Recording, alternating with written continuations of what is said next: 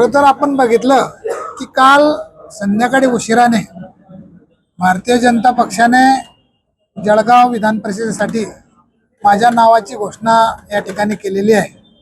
पहिल्यांदा तर मी भारतीय जनता पक्षाच्या सर्व पक्ष नेतृत्वाचं खूप खूप मनापासून या ठिकाणी आभार मानेल की माझ्यासारख्या पक्षनिष्ठ कार्यकर्त्याला या ठिकाणी भारतीय जनता पक्षाने संधी दिली।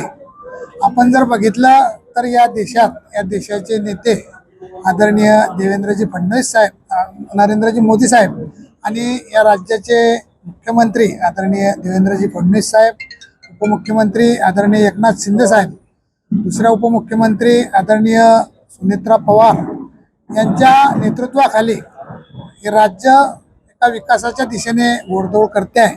आणि सुदैवाने आपण जर बघितलं तर या जिल्ह्याचे नेते संपन्न महाराष्ट्राचे संकटमोचक आदरणीय गिरीश भाऊ महाजन, केंद्रीय मंत्री आदरणीय रक्षाताई खडसे, दुसरे शिवसेनेचे मंत्री आदरणीय गुलाबरावजी पाटील, आमचे दुसरे मंत्री आदरणीय संजय भाऊ सावकारे, तसेच महायुतीचे सर्वच आमदार खासदार यांच्या नेतृत्वाखाली या जिल्ह्यातील अतिशय चांगल्या प्रकारे काम या ठिकाणी सुरू आहे। आणि याचीच प्रचिती जर आपण बघितली तर गत काळात ज्या नगरपालिका आणि महानगरपालिकेच्या निवडणुका या ठिकाणी झाल्या त्या जनता जनार्दनाने महायुतीला खूप मोठ्या प्रमाणावर या ठिकाणी कौल दिलेला आहे।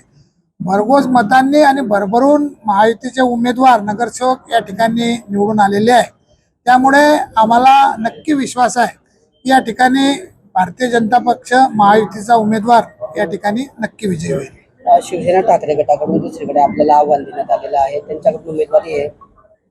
आपण बघतो की निवडणुका असल्या म्हणजे चुरस ही असतेच आणि कुठलीही निवडणूक सोपी समजू नये आणि समोरची व्यक्ती या ठिकाणी दावा करतच असते, परंतु आपल्या माध्यमातून आपणच या ठिकाणी सर्व जनतेला दाखवलेलं आहे की या ठिकाणी महायुतीचे किती नगरसेवक या जळगाव जिल्ह्यात निवडून आलेले आहे।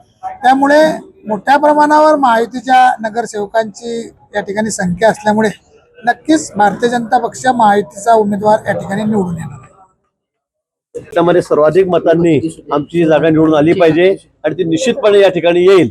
राज्यामध्ये 17 जागा आम्ही महायुती म्हणून लढतोय, 17 जागा या ठिकाणी आहेत। त्या 17च्या 17 जागांवर विजय हा महायुतीचाच होणार आहे। एक सुद्धा जागा विरोधी पक्षाला मिळणार नाही, एक सुद्धा मिळणार नाही। महापालिकेत जी परिस्थिती झाली, नगरपालिकांमध्ये जी परिस्थिती झाली किंवा विधानसभेमध्ये जी परिस्थिती झाली त्यापेक्षाही वाईट परिस्थिती यावेळेला विरोधकांची या ठिकाणी होणार आहे। लोकांचा विश्वास महायुतीवर आहे, देवेंद्रजींवर आहे, शिंदे साहेबांवर आहे, सुमित्राताईंवर आहे आणि देशामध्ये माननीय मोदीजी, अमित भाई यांच्यावर आहे। आणि त्यामुळे आपण बघा 17च्या 17 जागा महायुतीच या ठिकाणी जिंकेल। भाऊ संजय राऊत म्हणतात भाऊ भाजपचा एखादी विकासाचा मुद्दा दाखवून द्यावा, मी भाजपमध्ये प्रवेश करेन। त्यांना म्हणा निवडणुकीमध्ये उभे राहा, एखादी जागा निवडून आणा 17 पैकी। फार काही रोजच्या सारखं बोलू नका, आता वेळ आहे तुम्हाला, जरा प्रचार चांगला करा। प्रवेश करायचा चला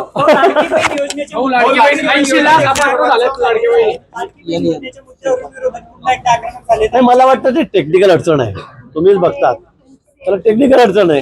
त्यामुळे अजूनही संधी दिली, 31 तारखेवर संधी दिली होती।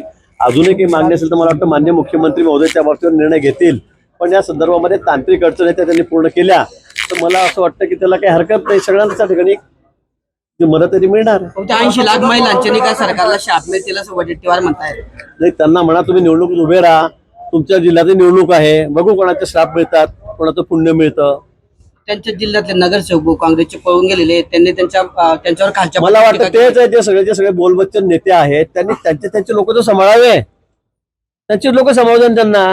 आता राऊत साहेब, मी त्यांना म्हटलं तुम्ही एखादी महापालिका, त्यावेळेला मी त्यांना म्हटलं की एखादी महापालिका तुम्ही निवडून आणून दाखवा, फक्त बोलत नका राहू। ते काही करत नाही, त्यांचं लक्ष फक्त बोलबच्चन करण्यावरच आहे। कुठे ते फील्डवर जात नाही, लोकांमध्ये जात नाही, कुठे त्यांना जाऊन मतं मागत नाही। सकाळ झाले की वाटेल ते तोटातील ते बोलायचं, मोदीजींवर वाटेल तशा भाषेमध्ये टिप्पणी करायची, त्याच्यानंतर देवेंद्रजींवर बोलायचं, शिंदे साहेबांवर बोलायचं, याशिवाय त्यांना येतं काय? त्यांचा कुठेही जनतेमध्ये प्रभाव नाही, त्यांच्या पक्षाचा नाही, त्यांच्या नेत्यांवर लोकांचा, मतदारांचा विश्वास नाही। त्यामुळे आता विश्वास गमावलेले लोक आहेत, त्यांच्याबद्दल न बोललेलं बरं, त्यांनी बडबड करत राहावी।